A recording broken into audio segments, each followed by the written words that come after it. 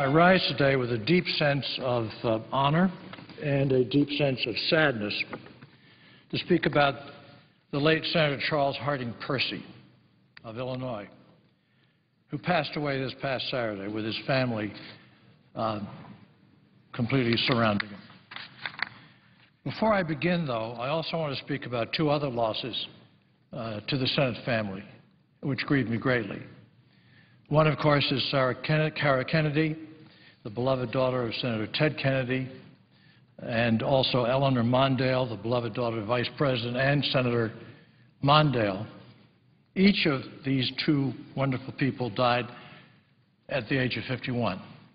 And it's incomprehensible, it's terrible, they're far too young to be taken from us. The Percy and Rockefeller family love flows to their families. Mr. President, Senator Chuck Percy was blessed to live a long and accomplished life. He lived to be 91. Many of my colleagues know that Senator Percy was a distinguished Republican member of the United States Senate for 18 years, that being from 1967 to 1984, which was the year that I came in to the Senate. He was chairman, as people know, of the Senate Foreign Relations Committee, and a man with an absolutely vast talent that he poured into every aspect of his public service and his private business career also. And he was just extraordinary in that way. He had brains, he had vision, he had stamina, he had energy, he was incredibly athletic. He could do anything for any amount of time. And under all of this was built this incredible discipline that made him do it all. Most importantly to this senator, the one speaking, Chuck Percy was my father-in-law for more than 4 decades, since I was lucky enough to marry his unique and beautiful daughter, Sharon Percy, who I might say at this point has many of the characteristics and natures and habits of the Senator Percy that I'm going to talk about. It just worked out that way. She has those characteristics. He extended to me in every way the great gift of joining that family that he nurtured, watched over, and cared for, protected all of his life, and for that, obviously, I'm forever grateful. I want to share a few remembrances of Senator Percy with my colleagues, because many of our colleagues here didn't know him. A few did, but most did not. Also with the people of Illinois. The two senators from Illinois will have more to say on that, who put their trust in him, and with all the family and friends who are hurting from the news of his loss.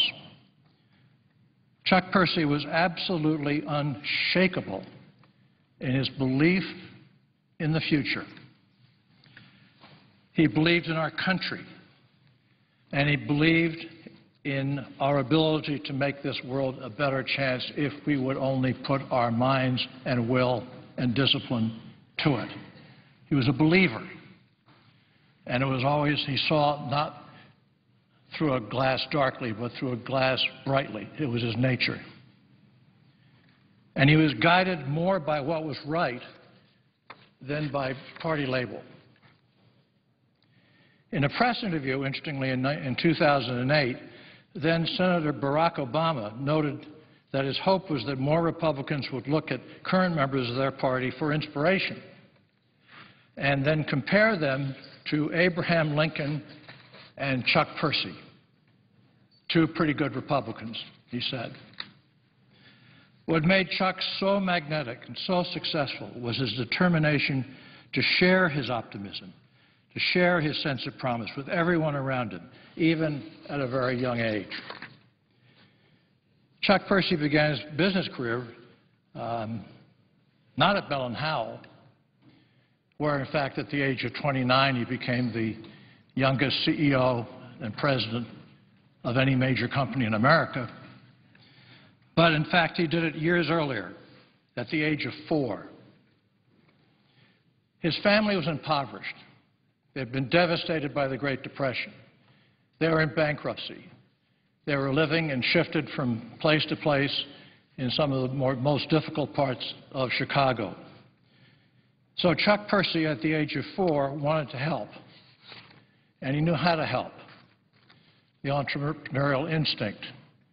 And so he took cookies, baked presumably at home, and sold them on the streets of Chicago for a very little amount of money, but he made money from that, which he then turned over to the family.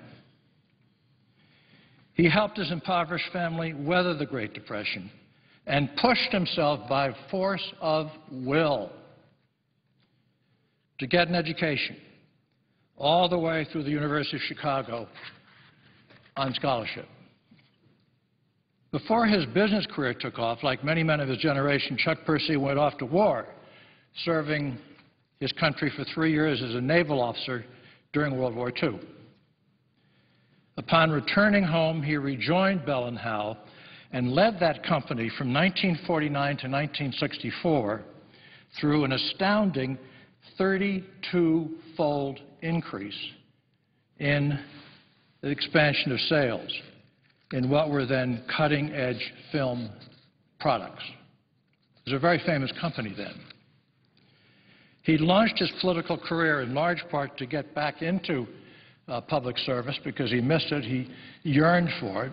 One could argue that that business might have been his real calling, or maybe public service was, but to him he was interested in everything and wanted to do everything, so he had a chance to get back into public service. But he had no grand ambition. He simply wanted to find ways to challenge himself, always that, and to help make the country better. Chuck Percy had a seriousness of purpose. As a young man, he resolved to read all of the great books, and I mean that, and tomes. He had a professor, and I can remember watching him do that, listening to some of the discussions, where he read the great books of generations, of his generation, generations that preceded, the masterworks, as well as the Constitution, the Bill of Rights, the Federalist Papers, and he not only read them, but he discussed them all with this professor. And it was a stunning, again, emphasis to drive himself to increase his knowledge to the highest level possible. But Chuck also had a sense of fun and of sport. He loved to be active. He loved to ski, among other things. And as fate would have it, he was skiing in Idaho when then-President Eisenhower called him in 1959 to see if he could be persuaded to work on a project to reinvigorate the Republican Party by leading a commission on national goals. It was an ambitious task and rife with political risk for Chuck.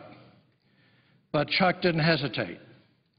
His work helped pave the way for his election, in fact, to the Senate in 1966, not by design, but because of its excellence and because of the depth of his wanting to understand what we had to be ready for by our 200th birthday in 1976.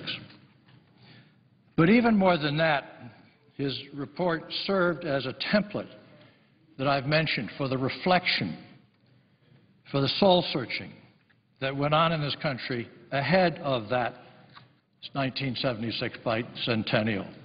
He really cared about the 200th anniversary of America. Everybody did, but he really did. And he wanted to know what we could do better, what we could do more of. And that's what he used that commission for. He wanted America to be a better nation. As a senator, Chuck Percy took a strong interest in the economy and international affairs. He was chairman of the Foreign Relations Committee. He traveled the globe, going to countries whose names are still hardly known at a time when very few senators were even traveling at all. Well, he could do that as chairman of Foreign Relations, but he wanted to do that, and he was good at it. And he would get into the tiniest crack of a little small village to try and meet people, maybe even breaking cultural habits by trying to shake hands with people who were not allowed to shake hands because they were considered too impoverished. Nothing discouraged him. and he wanted to make himself a better person and a better senator. Chuck was on a trip to inspect the battlefields of Vietnam, even though he was very skeptical of that war. He was on a helicopter when his aircraft took fire from Viet Cong in a hamlet about 90 miles north of Saigon. The helicopter lifted off for safety, but left Chuck with 4 other men and just 2 guns between them to huddle against the ground as mortar shells exploded 15 feet away and small arms fires whizzed overhead. Well, they came back and they rescued him, and the story went on. He was fearless. Chuck, when he came to the Senate, he really took on the culture of the Senate. He didn't like a lot of what he saw. And I'm looking as I speak now at pages. He thought there was no reason why girls could not be Senate pages just as easily as boys. But that was the custom then. Girls were not deemed to be able to do that. There was an attitude here in the Senate then that the opportunity of being a page was suited for boys. And during the debate, interestingly, some senators worried about girl pages not being able to carry copies of the congressional record to the Senate desks. He co-sponsored the Equal Rights Amendment and spent the better part of his career arguing that women should have the same opportunities as men. That Senator Percy knew firsthand from the remarkable women in his own life, his own family, and remarkable women in his office, that women can do anything that men can do, and perhaps better. In fact, Senator Percy was furious when he found out the textbooks paid for by the federal government included sentences like, quote, girls should be nurses and secretaries, while boys should be doctors and businessmen, close quote. Chuck Percy also cared deeply about helping less fortunate Americans. Please remember, people think of him as always having been very rich. No, he was very poor, and his family was even poorer.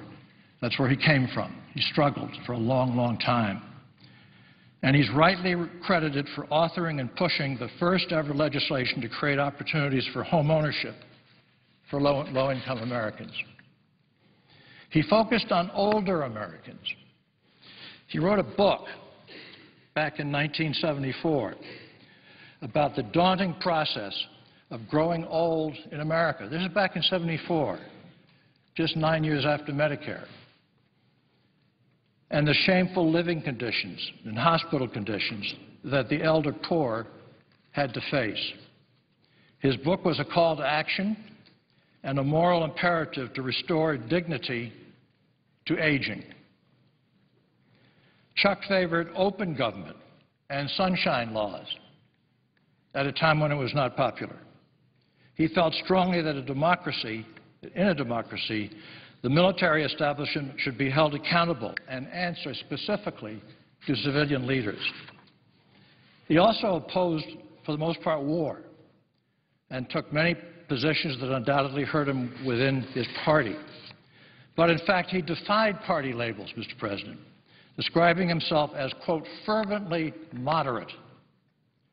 So aggressively did he seek out even-handedness that it was known by those who knew him that at his dinner parties at his house, of which he had about 5 a week, I guess not during the session, they were always equally divided between Democrats and Republicans, specifically one Republican, one Democrat, and different parts of the government and business and everything. It was a matter of principle to him.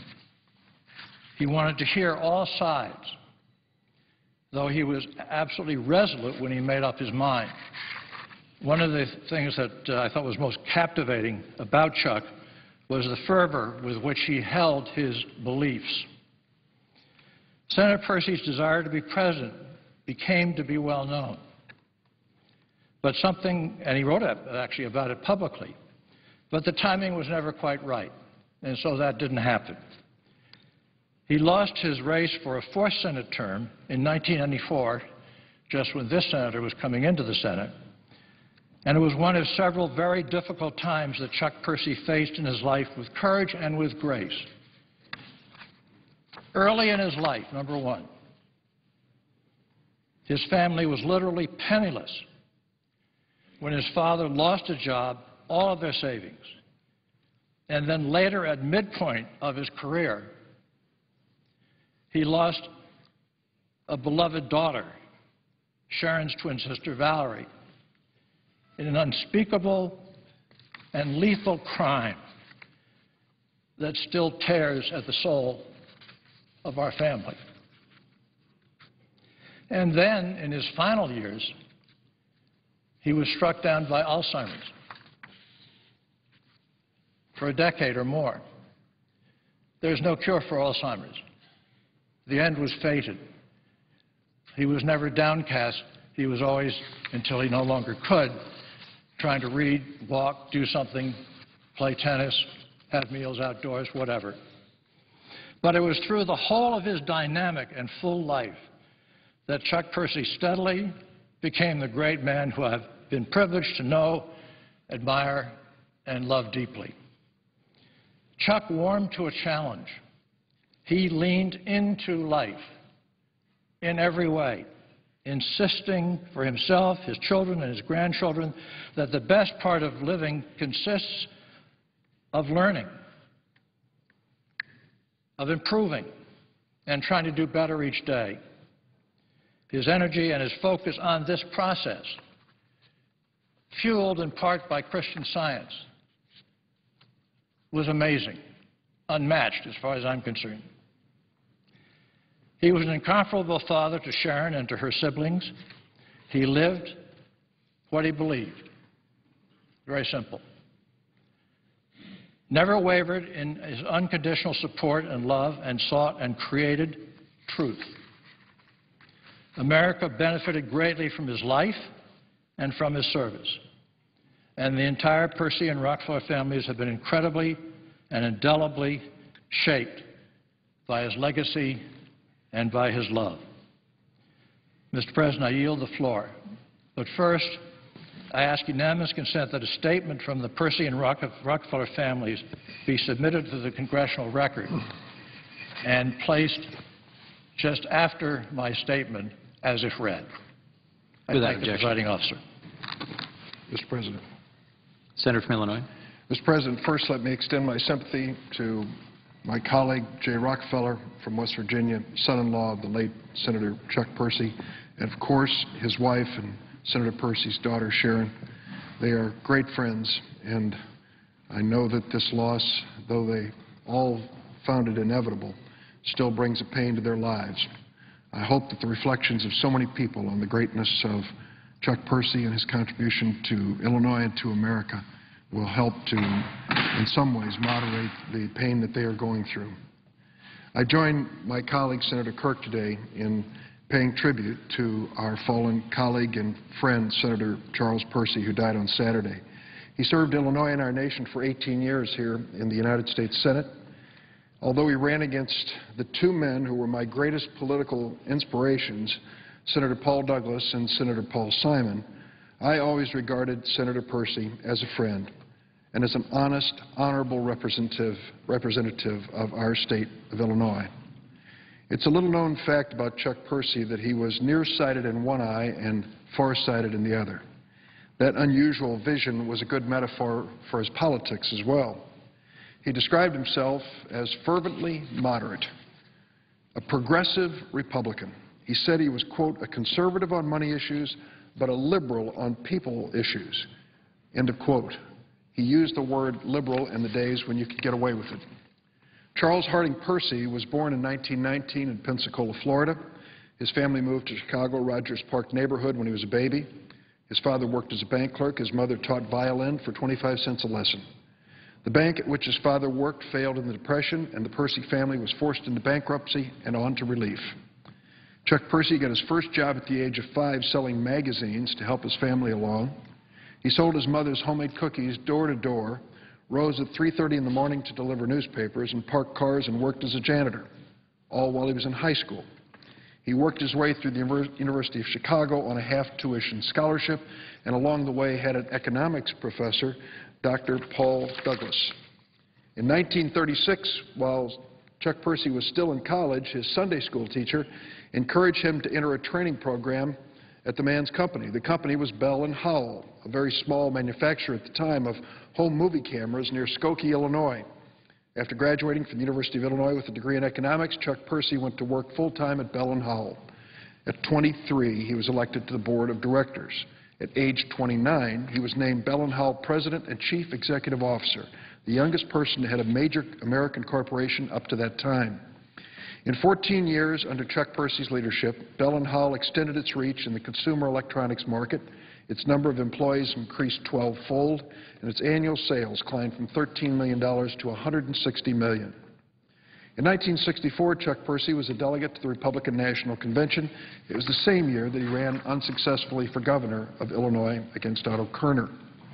2 years later, Chuck Percy challenged that former University of Chicago professor, Paul Douglas, for his seat in the United States Senate.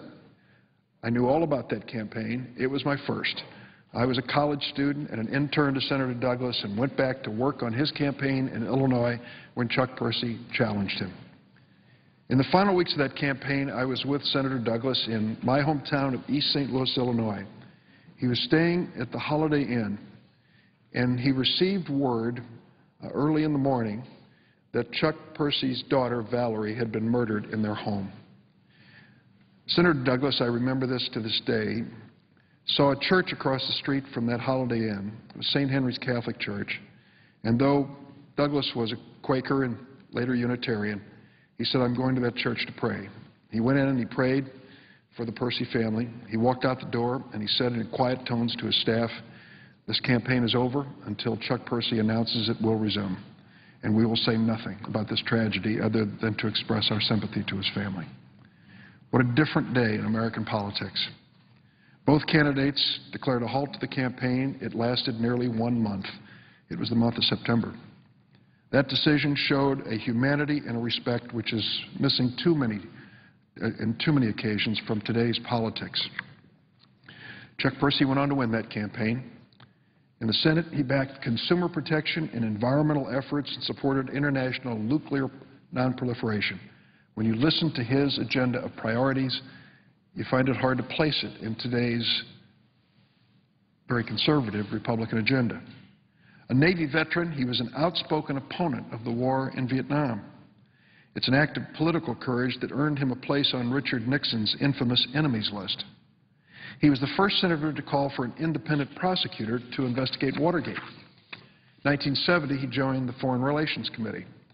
A decade later, when he rose to chair that committee, he explained his views on foreign policy this way, and I quote, "I don't want foreign policy developed just by one party and ride roughshod over the other party. I'd much more value a bill that has bipartisan support. That's what this committee achieved in World War II, achieved in the Marshall Plan." Chuck Percy was reelected to the Senate in 1972 by more than 1 million votes, the largest plurality of any Senate candidate in the nation that year. He won a third term in 1978. Running for a fourth term in 1984, he was challenged in a bitter primary by an arch-conservative, a man whose money came from out of state and was never really traced. Although he won that primary, he would go on to lose the general election to my friend Senator Paul Simon, who won with 50.1% of the vote. That same year, Senator Percy's son-in-law, our colleague Senator Jay Rockefeller, was elected to the Senate from West Virginia. After leaving the Senate, Senator Percy said his proudest accomplishment in office had been pushing for more opportunity for women in the federal government. His lasting legacy goes way beyond that. In 1970, it was Senator Chuck Percy who persuaded Richard Nixon to nominate one of Senator Percy's former classmates for a spot on the Court of Appeals for the Seventh Circuit. 5 years later, that former University of Chicago classmate, John Paul Stevens, was elevated to the U.S. Supreme Court, where he served with distinction until his retirement last year. I can recall when Senator Percy was in office, I had backed his opponent, Senator Douglas, whom he defeated in 1966, And I contacted his office. I was a student at Georgetown Law School. We had a group of Democrats, and I thought, well, I'll just take a flyer here. Let me just call his office and see if he'll meet with us. Of course, he said yes. And the next thing you know, 10 Georgetown University Law Center young Democrats were sitting in Chuck Percy's office. He knew it, and we had a good time, a good exchange. That's the kind of person he was. That's the kind of politics he practiced. That's a reminder of what life was like not that long ago. After leaving office, Senator Percy became an international relations and trade consultant, board chairman of an organization that administers education and cultural exchange programs. 2 years ago, his daughter Sharon Percy Rockefeller announced that her father had Alzheimer's. Senator Percy had been struggling with the disease for more than a decade.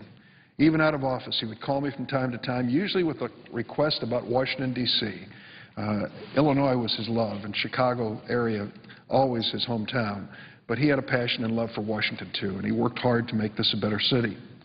I want to offer my deepest condolences to Senator Percy's wife of more than 60 years, Lorraine, to Sharon and Jay Rockefeller, and all the Percy children, grandchildren, and great-grandchildren. I feel honored to have been schooled in politics in Illinois during this era, to have known such extraordinary men when I was just a youngster, a college student starting out. Knowing all of them and watching them in public service gave me an impression and an ideal of what this job should be all about. When I heard of Senator Percy's death, I know that his family had anticipated it. But it brought back many memories of the fine contribution he made to Illinois and to the nation. We are lucky to have men like him, successful in so many ways, devoting a major part of their lives to public service. We're also fortunate that they did it with such a feeling of responsibility, not only to their state and nation, but also to be public servants in the best sense of the word, working with everyone to try to find solutions to problems. It's a lesson we need to relearn today. Mr. President, I yield the floor. The Senator from Illinois. I ask unanimous consent to suspend with the time limitation and continue for 8 minutes to eulogize Senator Percy. Is there objection? Without objection. Thank you. I want to thank my colleague from Illinois, our senior senator, Senator Durbin, and of course Senator Rockefeller, related to the Percy family, to eulogize Senator Percy, who we lost on Saturday, a great and one of the most successful Illinois senators. Senator Percy dedicated much of his life to serving our nation, first in the U.S. Navy and then for 18 years here in the U.S. Senate. I think I'm the only member of the Senate who actually voted for Senator Percy and volunteered in his campaign along with my mom when I was only 12 years old. Senator Percy, we knew, was a focused and disciplined leader who succeeded at nearly everything that he put his mind to. He graduated from my alma mater, New Trier High School, and also lived in Kenilworth, Illinois, my hometown. He later, after graduating from New Trier, went to the University of Chicago, and after getting a bachelor's degree in economics, he joined a small camera company called Bell & Howell. He then led Bell & Howell starting at the age of only 29, moving the company into making military cameras and movie projectors, and then a new product called microfilm. As the leader of Bell & Howell, he was one of our greatest job engines of the state of Illinois. Employment grew 12 times under his leadership and earnings 32 times. But Charles Percy wanted to do more for his country. As we heard, at the request of President Eisenhower, he helped write Better Decisions for America as part of the Republican platform of 1960. Charles Percy ran for governor in 1964, but he lost that election. In the not-so-proud tradition of Illinois, that governor then went to jail, and Percy became seen as a corruption fighter in our state. Now, just 2 years after that defeat, Charles Percy was elected by the people of Illinois to represent them in the United States Senate, defeating Paul Douglas. Now, during that campaign, his daughter Valerie was murdered in my hometown and his hometown of Kenilworth, one of our town's only murders. And it was through this tragedy that we saw so clearly Charles Percy's quiet dignity. In the Senate, Percy was first known as a proponent of a foundation to back home ownership for low-income families. He was the toast of this town in the 1960s, described by the New York Times as, quote, the hottest political article in the Republican Party. He even led polls in 1968 for the Republican nomination for president. Senator Percy, though, was at heart an independent who took on corruption in his own state and especially his own party.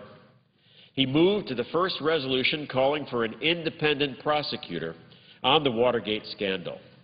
The New York Times reported, quote, Nixon fumed to his cabinet that he would do all he could to make sure Mr. Percy, who already voted against 2 Nixon nominees for the Supreme Court, would never become president. Senator Percy fought corruption wherever he saw it, and in 1977, he took on White House Budget Director Burt Lance for backdating checks to gain tax deductions, and Lance later resigned.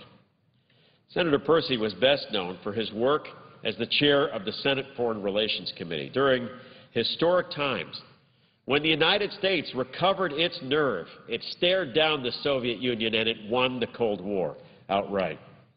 He was a gentleman, disciplined and swimming every day, and a devout Christian Scientist who read the Bible each evening. Senator Percy was a strong, honest, and principled man whose integrity remained uncompromised in nearly 20 years in the U.S. Senate.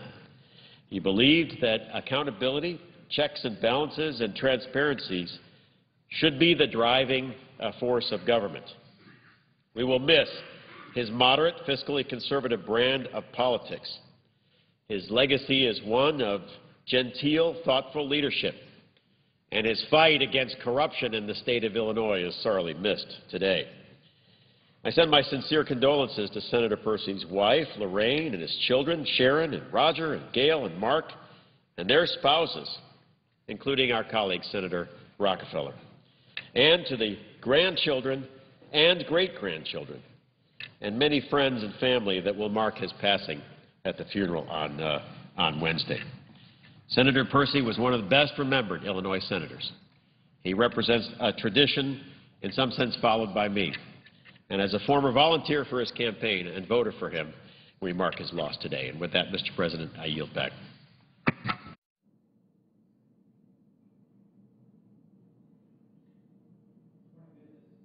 Excuse me. Morning business is now closed, and under the previous order, the Senate will resume consideration of the motion to proceed to H.R. 2832, which the clerk will report.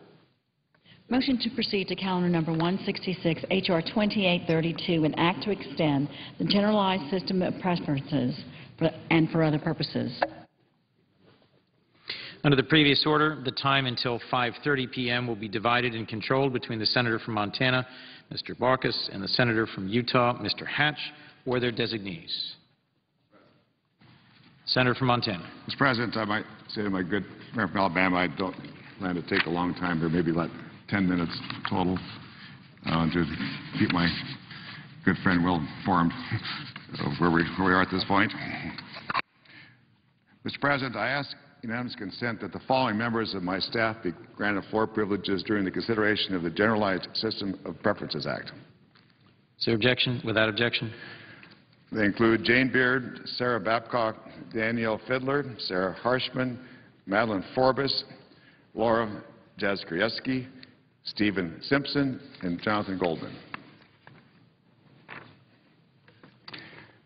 Mr. President, in 1934, President Franklin Delano Roosevelt said, and I quote, "No country, however rich, can afford the waste of its human resources. Demoralization caused by vast unemployment is our greatest extravagance." End quote. President Roosevelt said these words at a fireside chat nearly 80 years ago. Our economy was slowly on the path to recovery after suffering the worst financial crash in American history. And Roosevelt had turned his focus to helping the permanent army of unemployed. Those are Americans who didn't have jobs. His resulting investment in America's human resources put millions of people back to work. Today, we face a similar situation. After a significant financial crisis, our economy is in tough shape. Our economic recovery is fragile but improving. Housing foreclosures have slowed. Investors are looking for new opportunities. We have a long way to go. 14 million Americans are still looking for work. 14 million. That's just unemployed. If you add the underemployed, it's probably closer to 20 million, maybe more than that. Like President Roosevelt, we must bolster our investment in America's human resources because, as in 1934, America's strength is in its people. When people are denied the opportunity to work, they're denied the dignity that comes with that work, let alone income, let alone providing for their family. Trade Adjustment Assistance, or TAA, is the right investment in America's workers. TAA provides training, it provides income to support thousands of Americans so they can get a good-paying job right here at home in our own country. And TAA helps them earn that dignity that comes from putting in a good day of work. I worked with my friend, Ways and Means Chairman Dave Camp from Michigan, a good man. We worked together on a TAA agreement that improves the efficiency, accessibility, and effectiveness of the program. I highly commend Representative David Camp. Our staffs worked very close together over and over again to try to find a common agreement for reauthorizing trade adjustment assistance. We worked to scale back the cost of the program while maintaining the important support and training that helps workers secure good-paying jobs here at home. The amendment we are offering today is the agreement I made with Chairman Camp on TAA. It extends coverage to workers in the service sector, which makes up 80% of our economy. It wasn't there before, at least not before 2009. Extending this coverage means manufacturing workers as well as computer programs and airline maintenance technicians will have equal access to the TAA program. The amendment also extends TAA to all workers.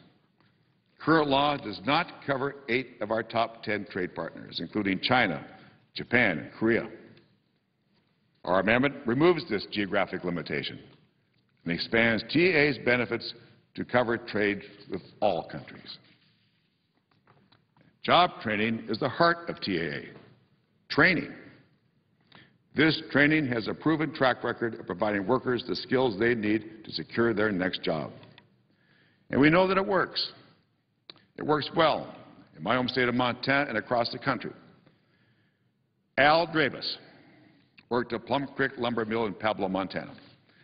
In January 2009, Al was laid off. With a young family, he needed to quickly find a new job.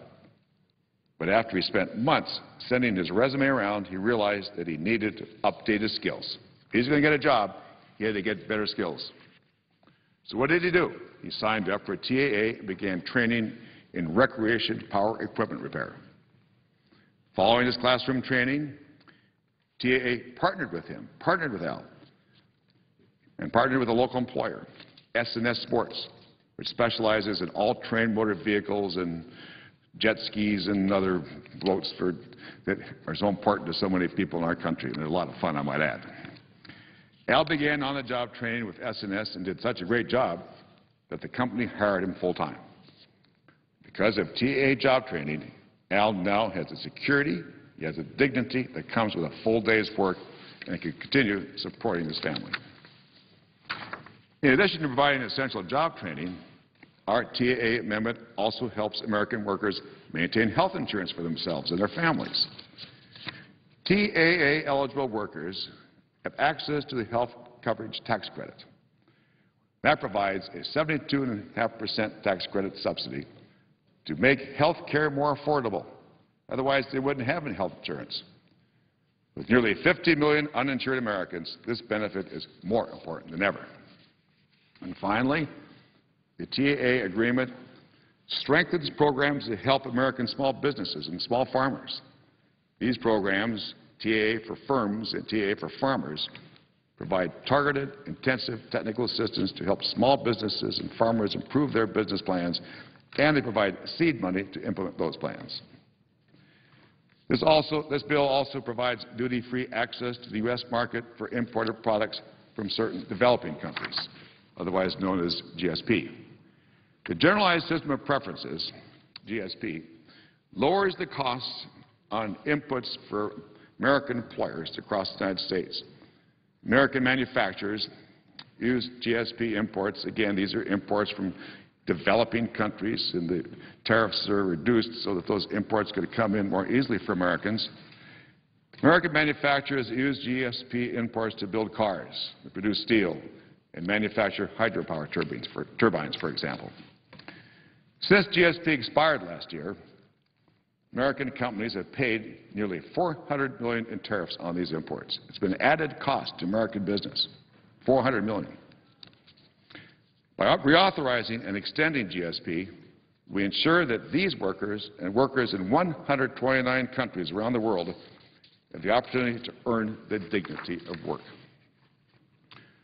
So this amendment, in short, helps save and create American jobs. It helps Americans keep their jobs by providing the low-cost inputs that U.S. manufacturers need. It helps Americans who lose their jobs. It helps them by getting the skills they need to secure a new job and earn the dignity that a solid day of work provides. And the amendment is fully offset and doesn't add a dime to our deficit. This amendment invests in America's human resources, just as President Roosevelt envisioned. It ensures that our workers are not demoralized by unemployment, and it ensures that they are energized by the hope, again, of standing on their own 2 feet. I urge my colleagues to support it. Mr. President, I yield the floor. Mr. President. The Senator from Alabama. Mr. President, I thank the chairman for his hard work on this bill, and I have supported him so many times in the past and had hoped that over the last several years that we've discussed my little problem in Haleyville, Alabama, that maybe some agreement could be reached, but the U.S.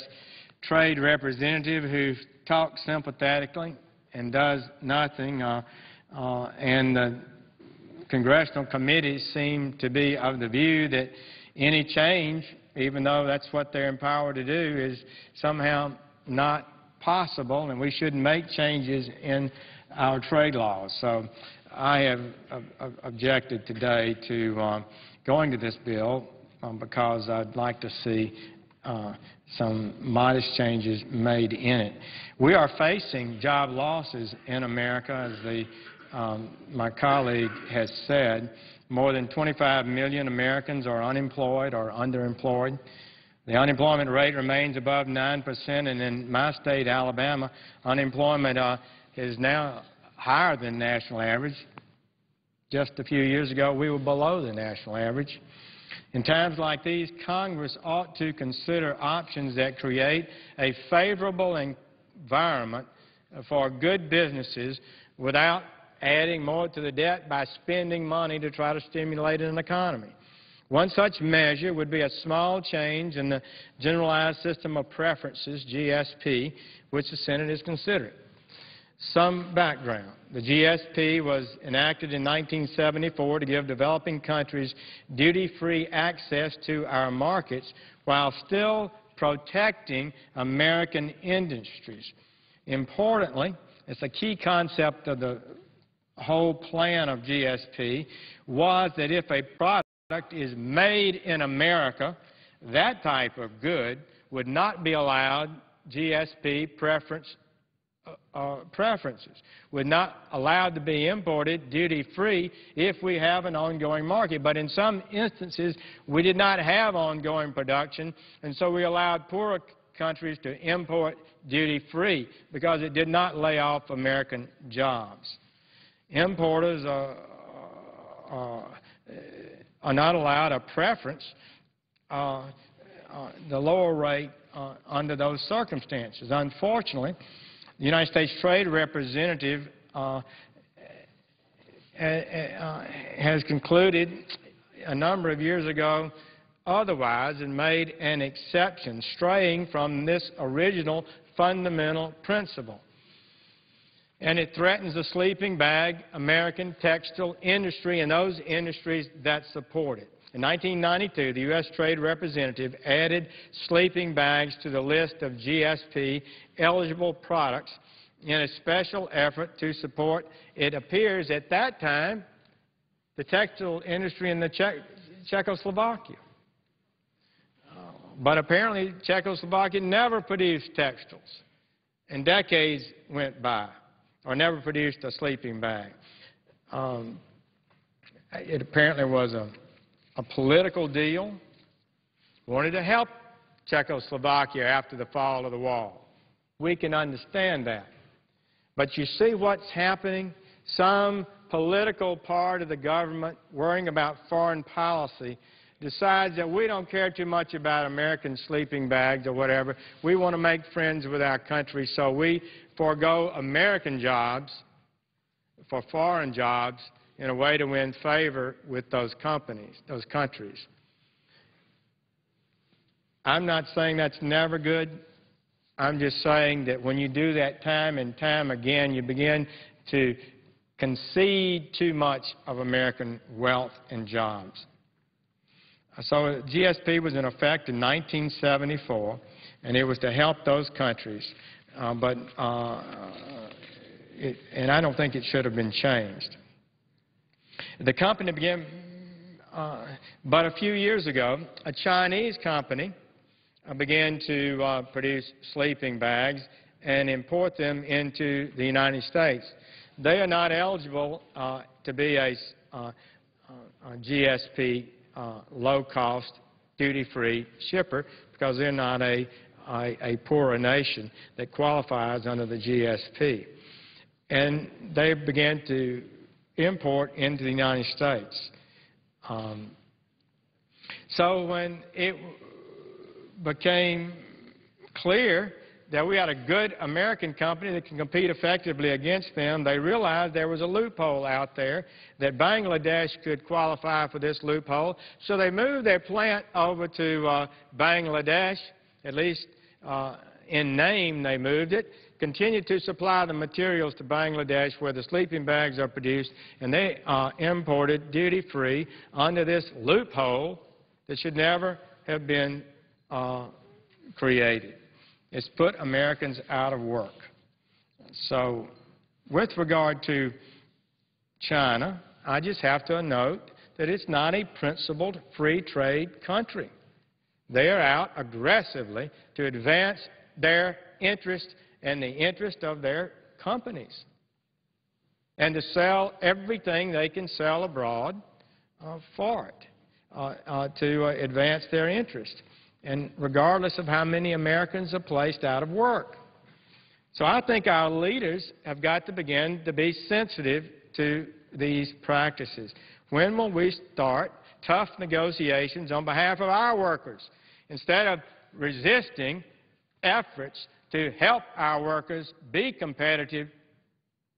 Instead of standing up and tough to Jeff Sessions, United States Senator from Alabama, they need to be standing up to tough to some people in Beijing, it seems to me. So I believe in free trade. My voting record proves this. Virtually every free trade agreement we've had I've supported.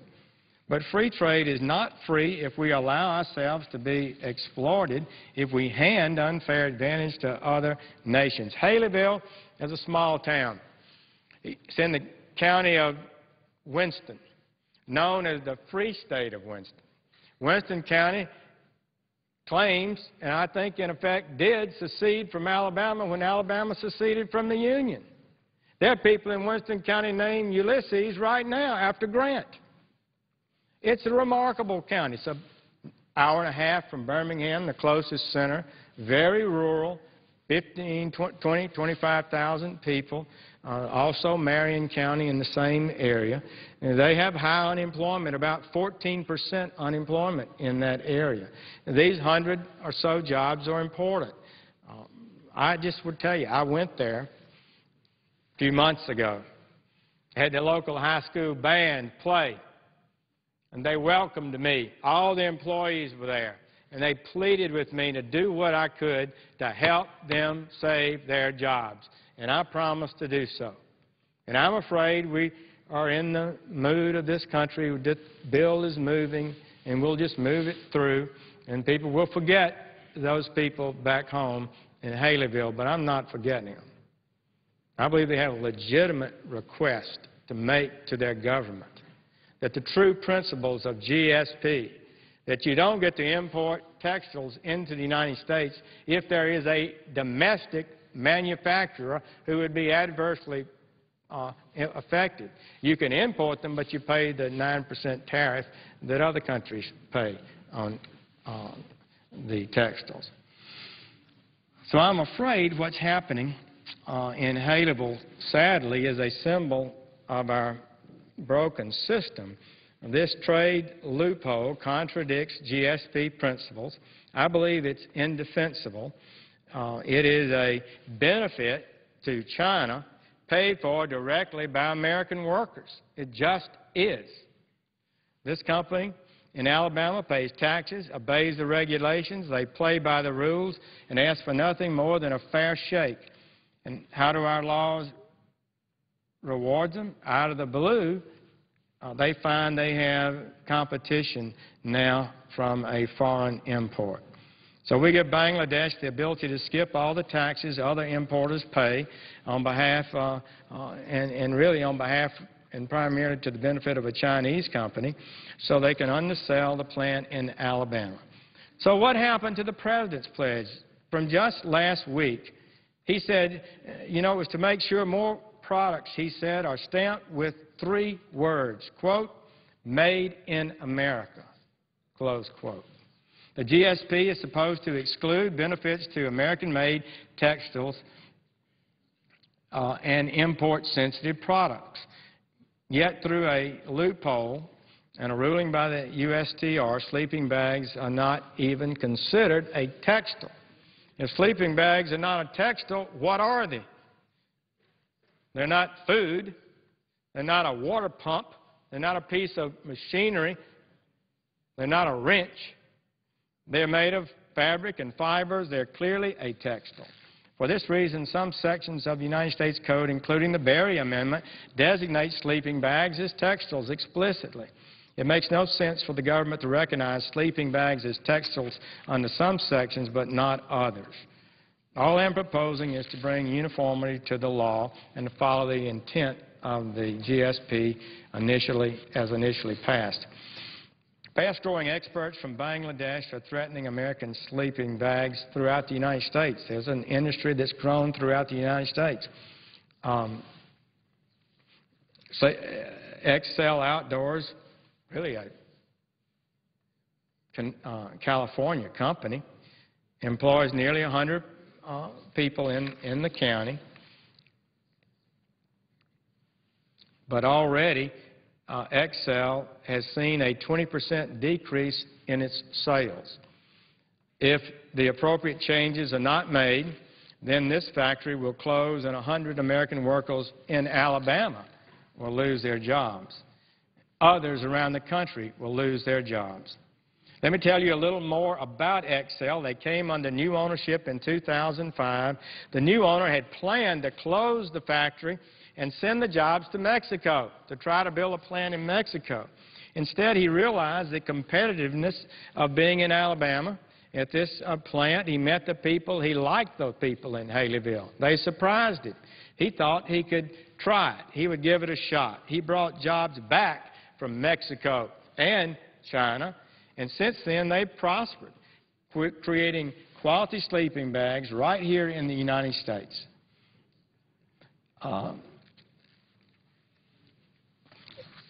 Excel uses suppliers in New York State, New Jersey, North Carolina, Tennessee, and Mississippi. This is how a manufacturing system works in a country like the United States. It has ripple effects far beyond what some people might think. I met one of the great industrialists in Germany recently, investing in Alabama, and he told me we've got to have a renaissance in manufacturing in the industrialized first world. And he was very sincere about this. Highly intelligent, accomplished man. So as you can see from this map, this little plant here in Alabama is supporting people in Mississippi, Cullman, Alabama, Atlanta, Georgia, Volunteer Thread in Nashville, Wiggly's in Clinton, Tennessee. They make sleeping bags. I've got a letter from them saying their business will be threatened too. Martex Fibers in Spartanburg, Consolidated Fibers in Charlotte, Royal Slide in New Jersey, Polartec in Lawrence, Massachusetts, Pennsylvania, New York, Vermont, Colorado, California.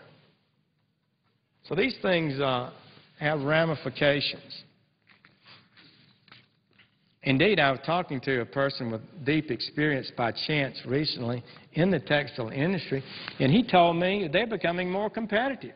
He says, I think we're actually gaining back and winning back jobs from abroad. That's exactly what was happening here.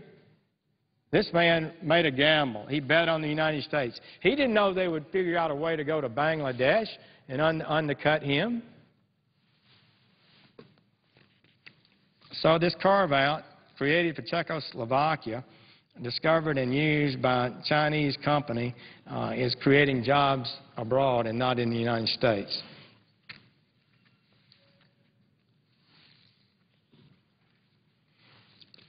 So the proposed fix that I have suggested is not some sort of corporate welfare. It would not lower taxes for any business. Indeed, it would ensure that we collect a little tariff duty on products coming in from Bangladesh. They could ship them in, but they'd have to pay the normal tariff of 9% on imported textiles. And it would not add 1 cent to the deficit of the United States. It gives no loan guarantees, no subsidies, no handouts. The fix simply declares that sleeping bags are what they are, textiles, and subject to the rules of textiles on the GSP. Really would ensure that XL and the other companies in the United States have the same competitive position they had before this plant was moved to Bangladesh. So some are calling this an earmark. I don't believe that's true or fair thing to say. Earmarks give direct financial benefit to an entity through tax benefits or government grants. This is not a grant. It does not eliminate tariffs so XL will pay less taxes. It doesn't give a burden or direct benefit to XL. It does not cost the United States 1 cent. What it does is eliminate an unfair earmark that already allows a Chinese-run company to purchase raw materials worldwide, tax-free, manufacture sleeping bags at a Bangladeshi factory and then import them into the United States duty-free. So I repeat, I'm not trying to strip an earmark. I'm trying to actually strip an earmark from China from the bill that's before us.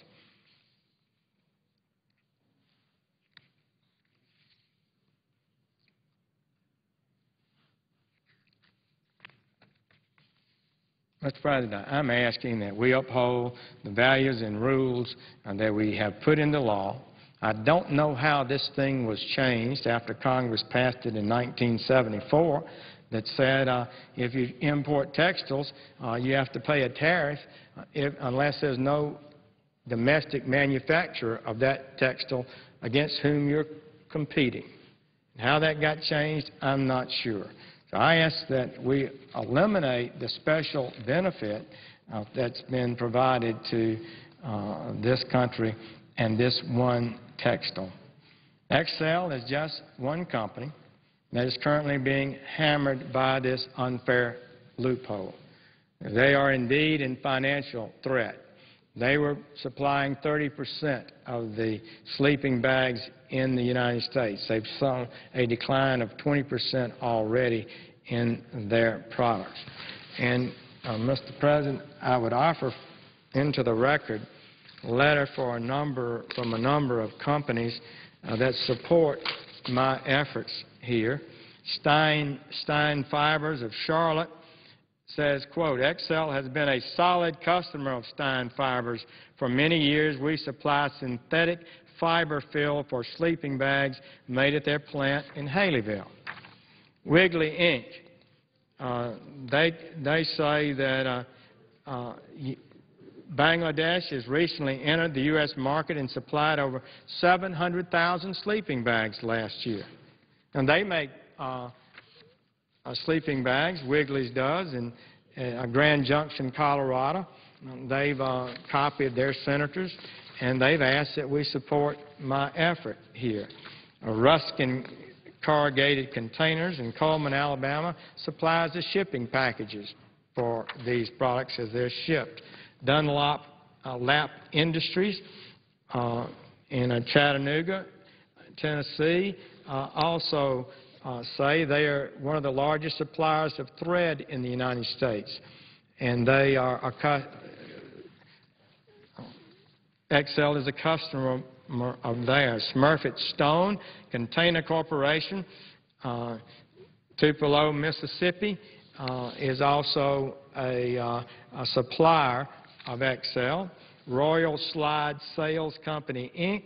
of Garfield, New Jersey, says, quote, "Royal Slide provides sleeping bag carry cases for Excel's Haleyville, Alabama factory, the resulting decrease in their business from this surge of duty-free imported synthetic fill sleeping bags is directly leading to a reduction in our business."